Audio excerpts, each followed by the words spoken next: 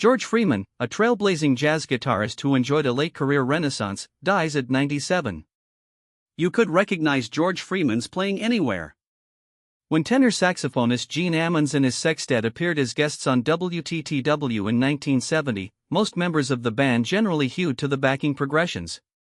Then there was Freeman, daringly traipsing around their harmonic fringes in hard-rocking, blazing solos. That was typical for the ever-adventurous Freeman, who died in Chicago on April 1. He was 97 years old. His death was confirmed by his nephew, Mark Freeman. While still in his teens, Freeman was among the brightest musicians in Chicago, and one of the first jazz guitarists anywhere to champion the bleeding-edge bebop of his idol, Charlie Parker. He eventually got to play with Parker in now-lauded performances at the Pershing Ballroom in the early 1950s. The list of jazz greats with whom Freeman collaborated is long. Besides Parker and Ammons, for whom he wrote the hit The Black Cat, he sideman for Count Basie, Dexter Gordon, Lester Young, Sonny Stitt, Jimmy McGriff, Coleman Hawkins and Harrison Bankhead.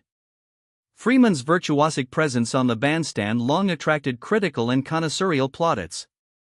Among the many talented musicians I first got to see and hear during my recently concluded 3.5-year stay in Chicago, one of the most memorable was guitarist George Freeman. Downbeat editor Dan Morgenstern gushed in a 1971 profile for the magazine. The same year Freeman released his first album as a bandleader. Freeman's way of going outside is exciting but also musical, and doesn't sound at all like what other contemporary guitarists attempt in this vein. Despite his resume and insider acclaim, Freeman's career never took off the way he and his supporters expected. He was often overshadowed by his older brother Von Freeman, a monumental tenor player with whom he shared the Freeman family home in Greater Grand Crossing for decades. The younger Freeman sometimes suspected his perch at jazz's vanguard came at his own professional peril.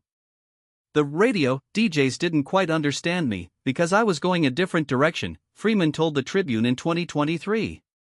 My playing has always been so advanced. It wasn't my time, because I came home.